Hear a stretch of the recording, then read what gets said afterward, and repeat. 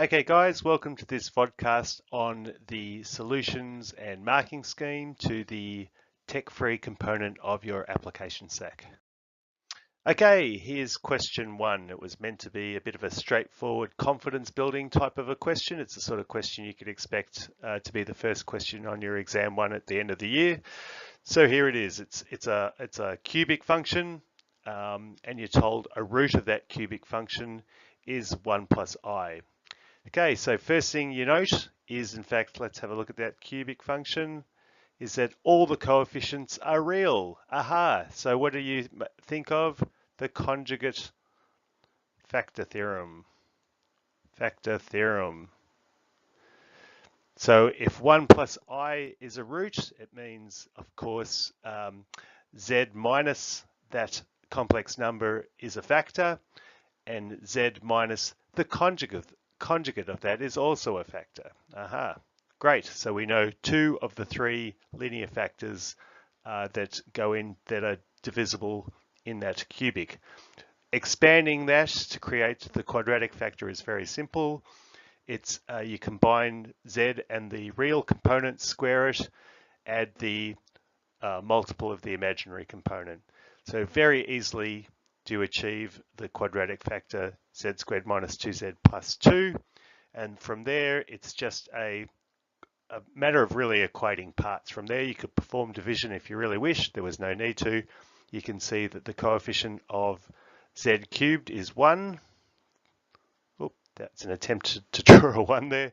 So the coefficient of z in that linear factor has to be 1. You can see that the constant term in your quadratic factor is 2. 2 times what is positive 12, and the answer is positive 6, and bang, Bob's your uncle. Okay, here's question 2. It's a quadratic with non-real coefficients of z squared, but this part A was designed to help you. Okay, to help you get into a solution technique for part B. Show that the discriminant of P is equal to 12. Now the only tip I'd give you here is taking note the coefficient of z squared is 1 plus root 3i, and if you just factor out minus 1 from the constant term, making it 1 minus root 3i, instantly you recognize that you're dealing with conjugate pairs. So in the calculation of the discriminant, it was intended to be easy. With that recognition, b squared minus 4ac became b squared plus 4 times those conjugate pairs, which led to a very easy expansion. Some of you went about it in quite a long-winded kind of a fashion. So let me just get rid of that and then bring on the next one. Okay, oop, the next part, please. All right, it's coming. No, let me just click on that. Okay, there we go. Good. Okay, now, okay, so we've got one important ingredient in a solution, applying the quadratic formula, minus b plus or minus the square root of the discriminant, all on 2 times a. There it is. The 2's cancelled, and you're left with your two solutions, I plus root 3 over 1 plus root 3i, and I minus root 3 over 1 plus root 3i.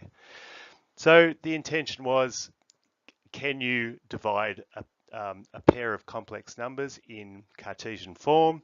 And it's the whole rationalizing denominator approach, multiplying top and bottom by the conjugate of the denominator, which is 1 plus root 3i, for one set of solutions, and multiplying the conjugate of the denominator with the other solution. So I plus root 3 and I minus root 3 are the two different numerators. Following through with that process led to one of the suggested solutions, and following through with that process led to the other of the two suggested solutions. Now, a bunch of you, I was trying to highlight, do not verify. A bunch of you were actually taking those solutions and putting it into the quadratic. So you were showing P of I equals 0 and P of root 3 on 2 minus I on 2 is equal to 0. Now that's verification. I was really trying to flag it. You got 0 marks, unfortunately, for doing that, which was a bit heartbreaking, but you have to learn your lesson, I guess. And that's with a show that, it's the intention is you ignore the fact that here are the answers. You're obviously given the answers in order to progress with the question. So just take whatever information you have above and go and develop those answers. Do not use those answers in your calculations at all. Okay, and then part C was obviously take those complex numbers in Cartesian form and convert to polar. You can see root 3 on 2, positive real, negative imaginary. That takes you into the fourth quadrant. And with a quick calculation of the argument, you realize the acute angle between the line to that complex number and the positive x-axis is pi and 6. So it made it cis minus pi and 6 being in the fourth quadrant.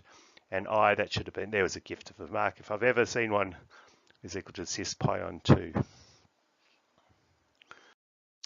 Okay, so let's have a look at this question. Solutions to the above quadratic equation represent two of the three solutions to an equation of the form z to the 3 equals a, where a is a complex number.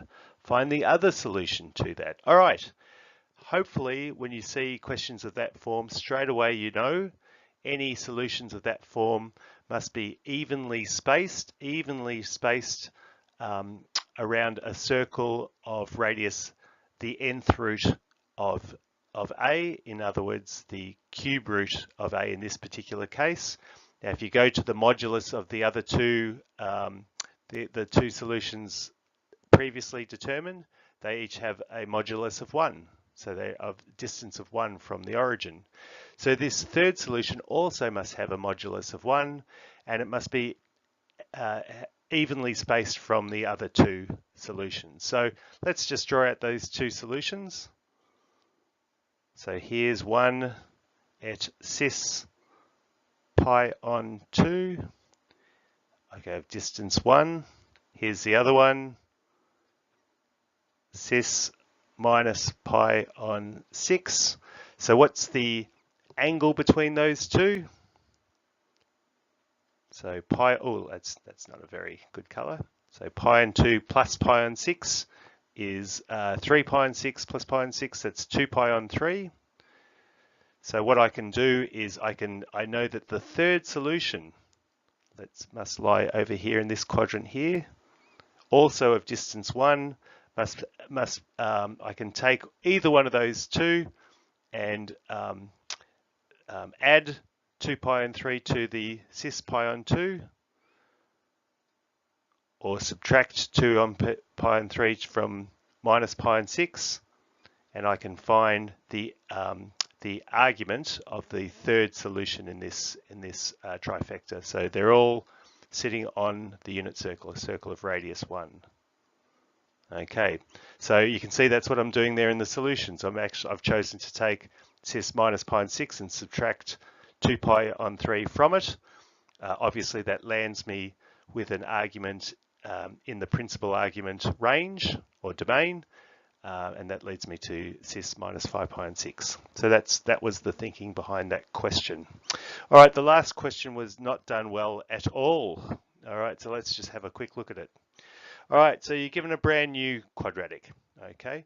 Find all solutions to it in the form a plus bi. Now that was really the crunch in the form a plus bi, where a and b are members of the reals. Okay, so the natural approach, of course, is to employ the quadratic formula, which is what we'll do now.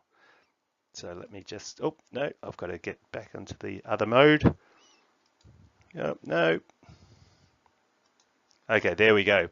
Okay, so applying the quadratic formula, minus b plus or minus b squared minus 4ac, and you're left with that. You can see you can factor out the 16, becoming 4 outside of the square root sign, and then dividing through by 2 gets a fairly neat expression for a pair of solutions. Now, you got a mark for getting as far as that, which was nice. You can even factor out the minus 1 and made it minus 2i plus or minus 2i square root of 1 plus 1 plus root 3i. Okay, now that's nice, but hopefully some of the students were onto it. You actually had to realize, well, that's not in the required form. So there's more expected of me. Now, also, the astute students amongst you would have realized this is worth 3 marks. There must be something more that meets the eye. I'm going to have to evaluate what is the square root of -1 minus root 3i. How do I do that? Now you think to yourself, of course, that's a terrible 3. You think to yourself, this is a by hand task. Now the examiner wouldn't possibly give me something I couldn't do by hand. What can I do? How can I evaluate square root of in the skills that I know how? Well, hopefully de Moivre's theorem pops into your head. You look at -1 minus root 3i, and you think to yourself, hang on, that's something I can put neatly into polar form and then go and use de Moivre's theorem and evaluate that as a Cartesian expression. So that was where the thinking was intended to go. So let's just go back to the solutions that I have. Okay, so there it is. So what we're going to do is now extract out the -1 minus root 3i and convert it into polar form. So there it is. And I employed de Moivre's theorem to work out the square root of that. So the square root of that is 2 cis minus 2 pi on 3 to the power of 1/2, leading to that expression that you see before you. So that's nice and neat. Square root of 2 cis minus pi on 3 is something that I can convert back into Cartesian form. And when I do so, I can actually, I can express my pair of solutions in the required form. So just grouping my i's, leaving my real component separated, I've got my final answer. So, and hence it's in the form a plus bi. Okay, so there was, the challenge was to realize, okay, firstly, it's not in the required form. Secondly, it's tech-free, so I do have skills available that'll enable me to put it into the required form. I'm sure some of you got to that point and started to doubt your answers, but please don't, just have a bit of faith. And thirdly, employing those skills and executing them in an accurate way. Okay, great. See ya. Okay, here's question 3. So it's the scenario of a rod leaning against the wall. The distance the foot of the rod is from the wall is 4 meters. The rod itself is 5 meters in length. Now the foot remains fixed. The angle that the rod's making with the floor, we're going to rotate that rod away from the wall, directly away from the wall, with the twice the angle of rotation that the rod makes with the floor. So I think the diagram sets up the scenario and refers to points to make it pretty clear what's going on here. So, okay, so the first thing is really just an abstract, find the value of sine of 2 theta. So you can look at find sine of COB and cos of COB. But really, it's just plucking out your double angle rule. So sine of 2 theta is 2 sine theta cos theta. What is sine theta and cos theta? Well, that's directly obtained from the initial information of the rod leaning against the wall. So sine opposite on adjacent and cos, sine opposite on hypotenuse and cos adjacent on hypotenuse. It's that simple. So SAC1 and away you go, and you perform your calculations of the double angle rule. That was done generally okay. The latter part, however, students became a little bit unstuck. Okay, part C, find the height of the rod above the ground. So you can see it was leaning away. Here's the ground. That was 3 theta. And you had to work out the height that it was above the ground, and it even referred to the points in the diagram CD. Oops, CD. And you had to work out this distance over here. Okay, so what can we do? We can work with our SAC1, understanding that that is pi minus 3 theta, or 180 minus 3 theta, thinking of theta in terms of degrees. And how do we ultimately work out x? Well, we know that the length of the rod has remained unchanged. So linking opposite to hypotenuse, we've got sine on pi minus 3 theta is equal to x on 5. Therefore, x, the length CD, is equal to 5 times sine pi minus 3 theta. Now, of course, we know our complementary properties. We know our symmetry properties means that that's exactly the same as sine of 3 theta. So that's ultimately what we must determine. Okay, so with that in mind, it's about how do I evaluate sine of 3 theta? Well, I've already got sine of 2 theta from the previous part. Again, with these extended response questions, you think, well, why was I asked to calculate A if only to apply it to latter parts of the questions, really?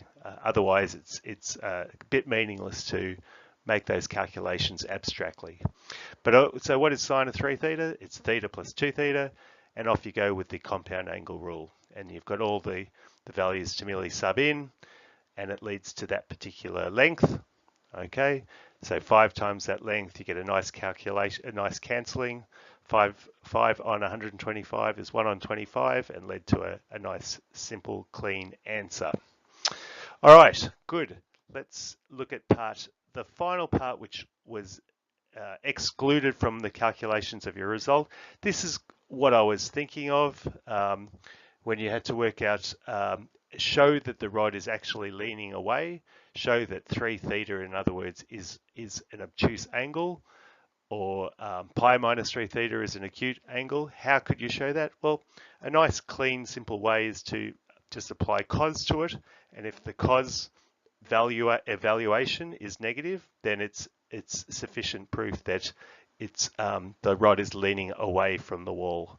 That's where I was going with it, and that's not unique to coming up with a suitable way to answer the questions. Others came up with other reasonable explanations, but ultimately there was too few of you to make it worth counting, and I think most people benefited from me just eliminating that part entirely from the SAC calculation. All right, but that was the intention, showing that cos of 3 theta was in fact a negative value, hence 3 theta was obtuse, hence the rod is leaning away. Okay, question 4, I decided to bump up and make it worth 8 marks. And question A, I decided to make that worth 2 marks, and that was of benefit to the vast majority of you. So 1 mark for each of those 2 answers. Where do they come from? Well, it's pretty self-evident from the working out I have there. Express CE. Okay, so you're told what OE is represented by vector variable U, OC by vector variable V. So always mark those on your given diagram. So from C to E, you know, it's a bit of a no-brainer. How do I get there? I need to reverse the direction of V, add on to it vector U. And from B to A, let's just grab a different color. Going from B to O, it's going to be negative 2 lots of U and minus V to taking me from O to A. So that should have been a reasonably straightforward question, and it was a bit of an easy pickup of 2 marks. Okay, now this part was done dreadfully, so stay tuned. Okay, you've got to find the ratio of BF to FA. So, and as well as that, you need to find the ratio of CE to EF. Now, anytime there's intersecting lines and a question of ratios, you should automatically be thinking about the uniqueness property. Uniqueness property. Okay, and working in the collinearity understanding. So here is, how can I express, I've already got BA and CE from the previous parts. What is BF? BF must be some scalar multiple of BA. Okay, so setting up that kind of understanding, and that enables you, once you've got BF, you can actually set up the position vector OF as OB plus BF, and all of a sudden you've expressed the position vector OF in terms of that introduce scalar value alpha. Now, BF, of course, is going to be shorter than BA. It's going to be in the same direction. So we're expecting alpha to be any value between 0 and 1. Okay. All right. Now, how else can I arrive at OF? I can go via C. So in other words, I can go OC plus CF. What is CF? CF is just a natural extension of CE, of which I've got my my expression for CE from the previous part. I guess why would you use ISU to calculate A unless to apply it in subsequent parts? So this time, of course, we know beta, it's an extension, so we know beta must be positive. So I'll just leave it at that. So positive and greater than 1. Okay, so that's what we're looking for. So how do I find CF? I can be that multiple of CE. And then how do I express OF again? I can express OF as OC plus CF, and I arrive at this expression. Okay. Now, why must we focus on the position vector to F? We're just looking for that common vector in order to get an equivalent expression in terms of scalar value alpha and scalar value beta, and from there we're able to interpret the ratios required by the actual question. Okay, so here comes the uniqueness property. Let's celebrate it. Yay! The uniqueness property. So we're going to equate multiples of U, multiples of V, and we're going to get values for alpha and beta. Let me just return to the solutions now. So, equating parts, let me just rub that out for you. Equating parts leads you to that. And of course, simultaneous equation solving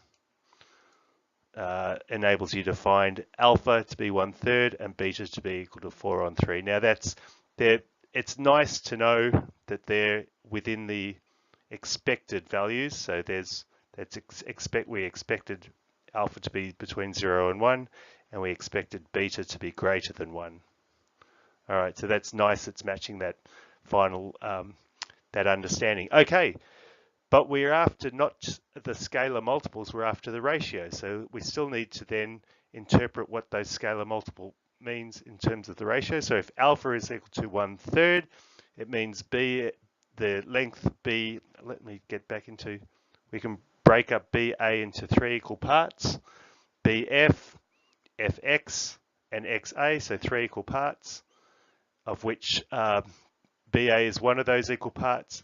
So in other words, BF to FA must be a 1:2 ratio. And similarly, if EF, so let me just maybe just clear that off. Here we go. So we'll just clear that off. So if EF is equal to well, if that's going to be the length of CE plus 1/3, that means we can break CE into 3 equal parts, of which EF will be one of them. So we've got a total of 4 parts it's broken into. So the ratio of C to E, E to F is a 3:1 ratio. So that's the way to think your way through it. That's the way I would anyway. So leading to those as your final answers. Okay, this question was done a bit better, and most of you worked on the understanding that the angle OB is making with OX must be 60 degrees. Now that's not really how I was intending this question to go. Nevertheless, it's still a legitimate approach, because of course, if theta is the angle between U and V, then we know that cos theta will be equal to U dot V over magnitude of U times magnitude of V, which is equal to 1/2. So 7.5 over 15 is 1/2. Inverse cos 1/2 is equal to 60 degrees. So from there, a lot of you were able to work out what to do. In hindsight, I should have made it u dot v is equal to 7 or a different value, so that solution pathway was not available to you, and you'd be forced to work with vector resolutes, which was the intention there. And obviously, it's a more general approach. If it wasn't something nicely available to you via, you're very restricted with your exact values. So you're looking at 1/2 or root 3 on 2 only, really, or 1 on root 2, that sort of thing.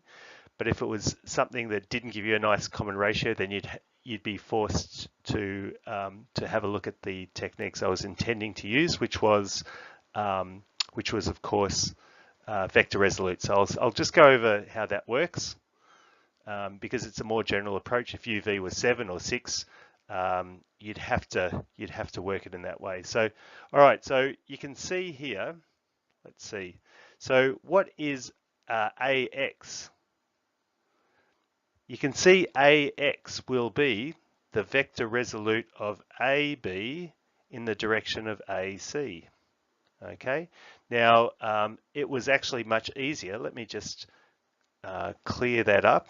You could have also got an expression for OX. That was in fact even easier.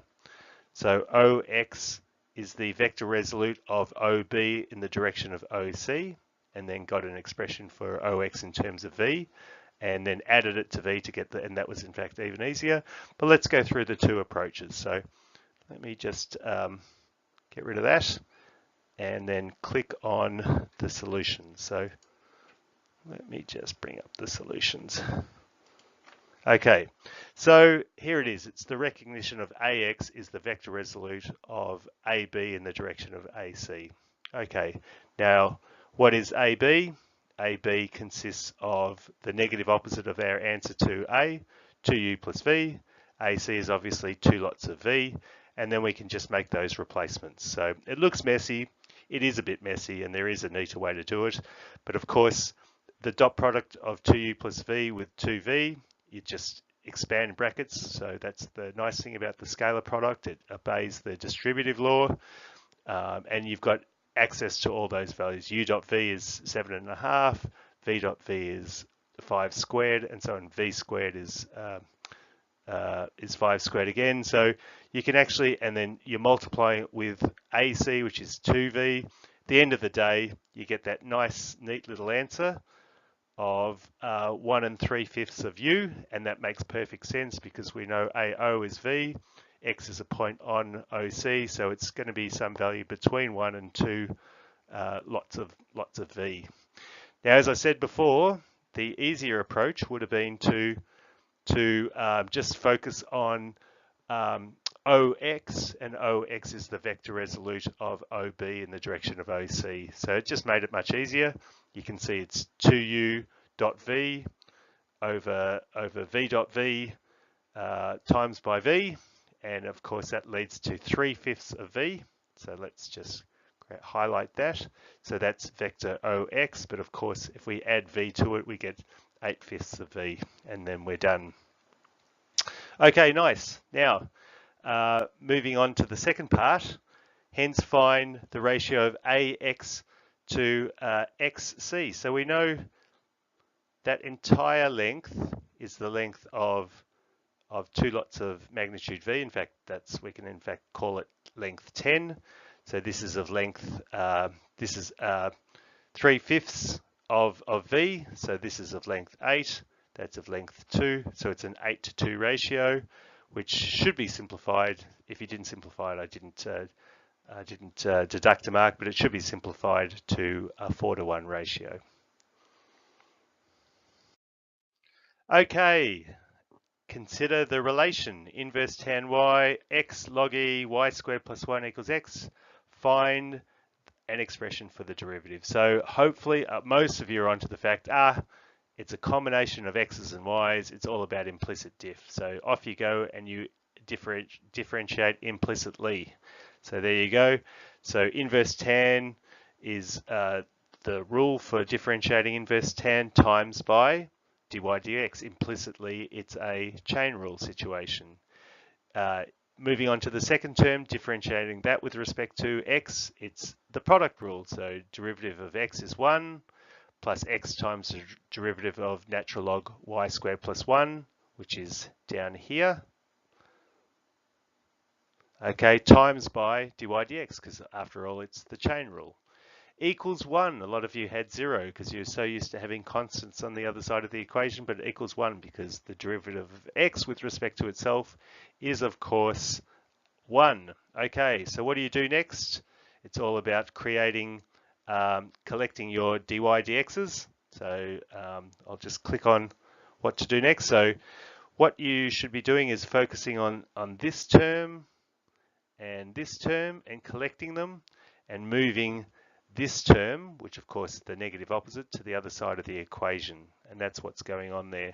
So collecting your dy dx is leading to that, moving the negative natural log y squared plus 1 to the other side, and nicely for you guys, there's a common denominator of 1 plus y squared, which makes that a neat little expression to divide through, and leading to your final answer, which appears over here. All right, nice. Now, from your expression of the derivative, you're asked to find the equation of the tangent to the graph when y equals 1.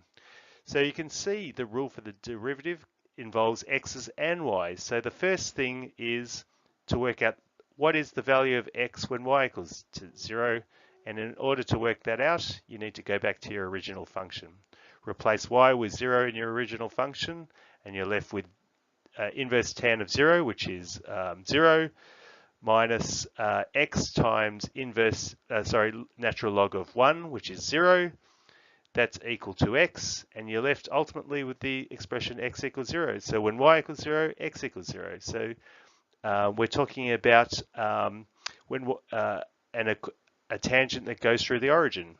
So last but not least, we substitute 0, 0 into our rule for dy dx, and we're left with 1 plus natural log of 1, which is 1, times by 1, all over 1, equals 1. And you're left with the simple little equation y equals x. So a straight line going through the origin of gradient 1, y equals x. That's all that's involved in that particular question. Okay, on to the final dreaded last question, which was butchered remorselessly. But do you know what? It was, I'm sure a lot of you were running out of time to have a proper look at this question. So, all right, state the maximal domain D, and obviously all you do is you focus on the denominator function.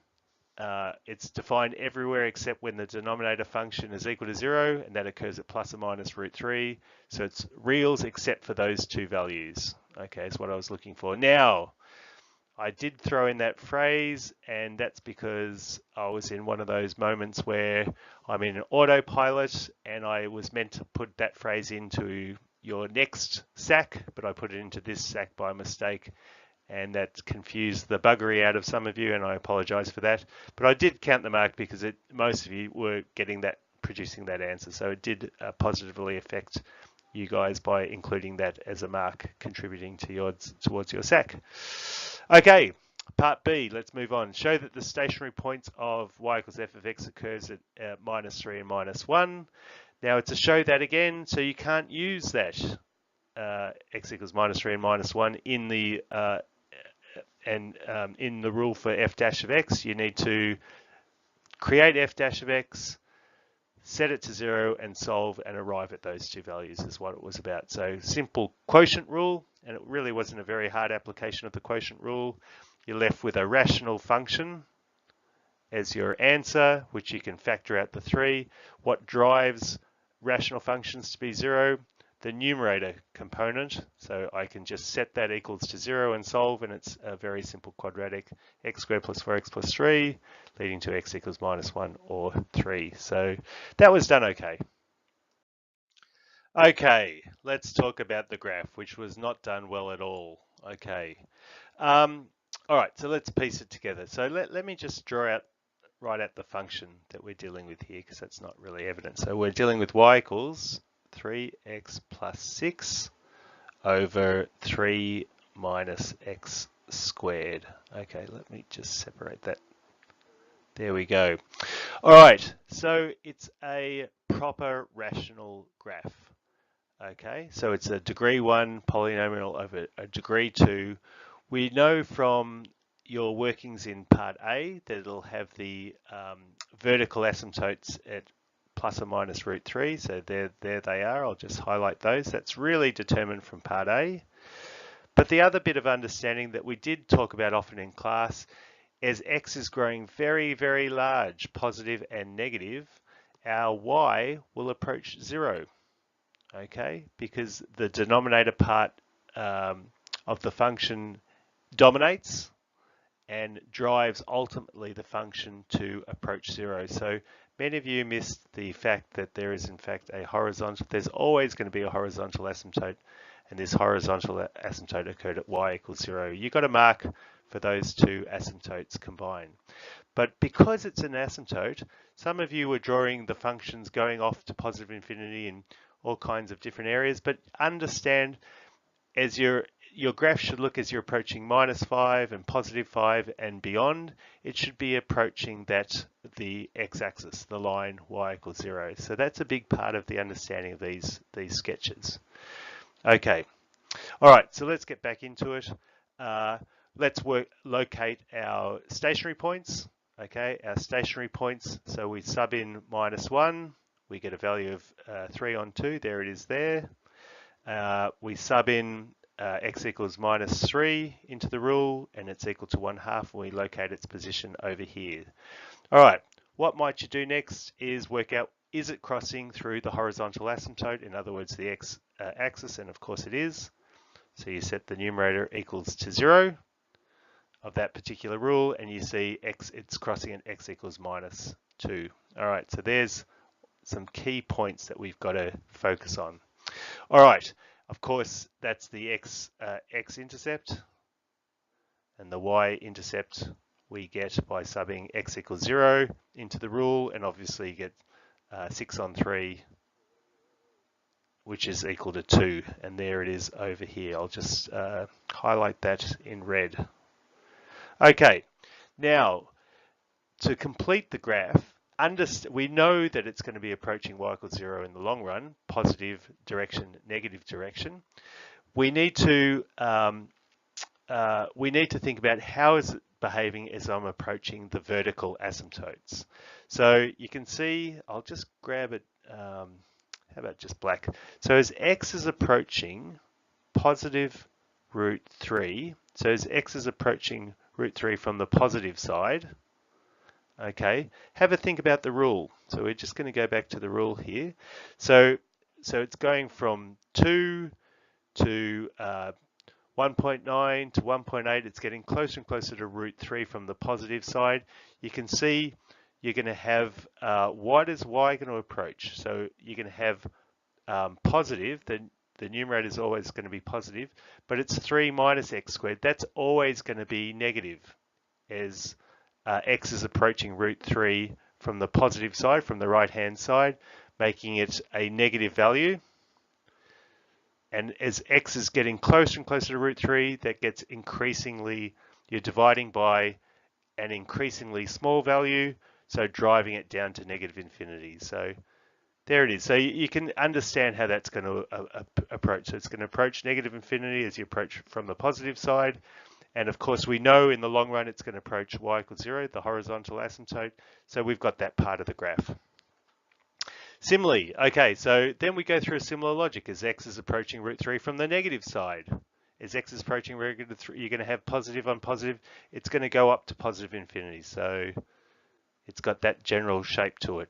And as x is approaching negative root 3 from the negative side, it's going to approach positive side. So then it's a case of just joining our known points, our stationary point, our y-intercept, with a smooth curve. So there it is, our smooth curve up to positive infinity. All right, so what's happening for values of x less than minus 3? So as x is approaching negative root 3 from the negative side, in other words, from the left, so you've got, so negative root 3, so that's about that's about minus 1.7. So 3 lots of minus 1.7 takes us to a value, so our numerator, so y, so as we're getting closer and closer to that value, you've got a positive numerator. But of course, you're going from minus 0.9 squared to minus 0.8. That's going to be negative. So as x is getting very, very close to minus root 3, minus 0.8, minus 0.75, minus 0.71, etc., etc., it's going to rocket down to negative infinity. Okay, now we know it crosses through negative 2, 0. There's a stationary point there, and a lot of you had it going off to positive infinity, but we know that y equals 0 is a horizontal asymptote. It's got to approach that in the long run.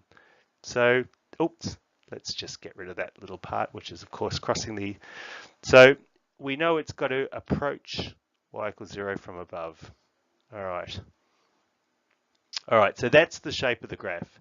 You can see it's going to be concave up in the region between minus root 3 and positive root 3. It's going to be concave down for values of x greater than root 3. And you can see for values of x less than minus root 3, it's going to be concave down, and then it's going to transition. It's going to transition, and that's what this part D was all about. It's the shape, getting the shape right. So you can see it hits that local maximum at minus 3 1/2, and you can have even, if you went to the trouble of double diffing, but then it gets pretty messy, I suppose. Subbing in equals minus 3. You can see it corresponds to a negative derivative, so a concave down shape, and hence the understanding of it being a local maximum. You could have gone to that trouble, but that was really unnecessary because you had to know that the graph would be approaching, returning to y equals 0 in the long run. So, so anyway, it had to undergo a change in shape from concave down to concave up, and then it was just a matter of locating it at an appropriate point on your graph. So that's what that final point was about. So that question was not done well at all, possibly because you were running out of time, possibly that you were a bit rusty with the old rational graphs. Okay, and finally, the last part of the SAC. So find the maximal domain and range of that composite function.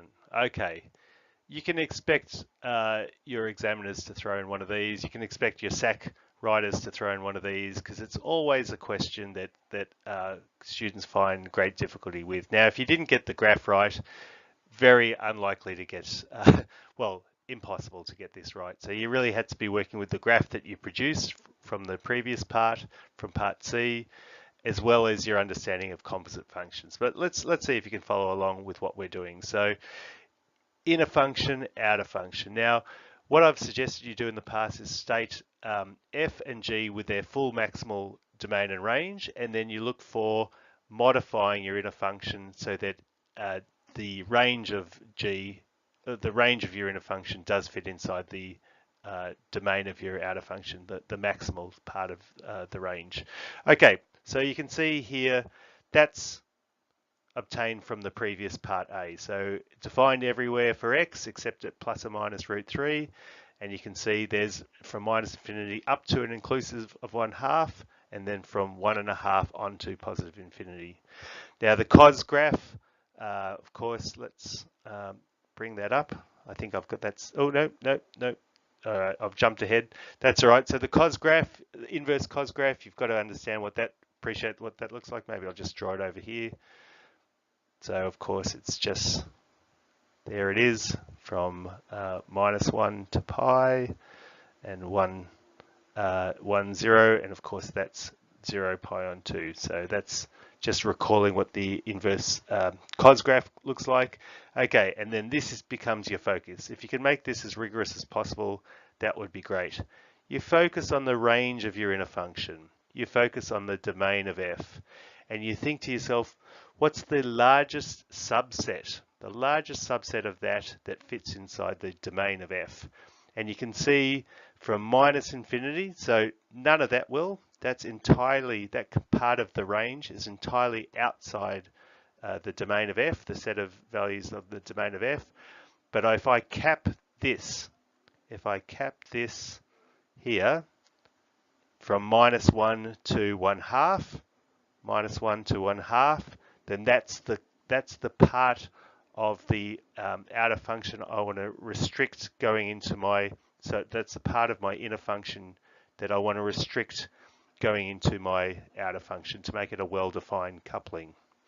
All right, that's great. So I'm only going to feed the outer function values from -1 to 1/2, from -1 to 1/2. Only those values there will my outer function receive. So then we'll talk about the range later. But okay, but how do we restrict, okay, so let's go back to our original function. How do we restrict our domain, the values that we feed G, to only supply it with values from -1 to 1/2? Well, if you go back to the function G, part of it for x less than -1√3, so it was like this. Okay, there was -3 1/2 was one side of it, and the other side was entirely, and some of you who did very well on this question just forgot that little component, of course. So here's your y and versus x rather. Okay, so what we really need to do is focus on when the y values hit -1 of our inner function, and then what we're going to do is cap our values from -infinity up to that x value. So all of those values are fine. So all of those values up to that point are fine, and any value greater than that point in the positive direction is also fine. So there's two parts to the maximal domain. So it's all about just setting f equals to -1 and solving, which turns out to be a little quadratic. It doesn't turn out to have nice values, but that's not a problem. We've always got our quadratic formula to make our life easy. Setting that function equals to -1 is going to give us those access to those two different x values. It'll be all values from -infinity up to the -1, inclusive of that value of x, and then all values from the +1 up to +infinity will give us our maximal domain. So let's just keep clicking through this. Okay, so solving that via the quadratic function leads to that kind of awkward expression. These are my two values of x for which our function is equal to -1, and we can verify with our graph, yes, we are expecting two values of x, but it's the values of x from -infinity up to the -1. Up to the -1 gives us this part of the graph. So it's going to produce y values from -1 up to +1/2, and from 3 plus 3√5 from the positive side of things. Let's just grab a different color. So grabbing the positive version up to +infinity will give us all values from -1 up to, but not including 0. Right? Recall it's the maximal domain. It's the largest set of x values for which this function, this combined function, this composite function will work. So if you look at the graph of the two, if you go back to what the graph should have looked like, it's something that you could determine. I don't think a few of you had just this component, but forgot about this component. But so you did very well to get as far as that anyway. Okay, now what about the range? So if I go back to this picture over here, so if I'm only feeding my outer functions values from -1 up to 1/2, you can see what is the value of inverse cos 1/2? It's pi on 3. So the y values that it'll create are all values from pi on 3 up to pi, and that becomes your range. So let me just get rid of this, get rid of that, and click on through the rest of the solutions. Just bear with me. Okay, oops, let's erase that. Okay, so there's the function we're looking at. We're feeding the outer function only values from -1 to 1/2.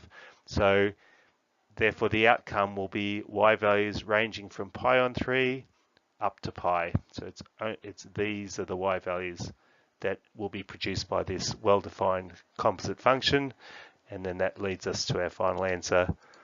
Pi on 3 to pi is our range of this well-defined coupling. All right, intended to be tough, that last part, but really if you go through the routine of these questions, it's actually quite doable, I think you'll find. All right, that's it for the solutions to part 2. Stay tuned for the solutions to part 3. Please make sure you're going over anything you're uncertain about, and if you have further questions, do not hesitate to follow it up with me or with somebody to get the assistance you need. Okay, thanks.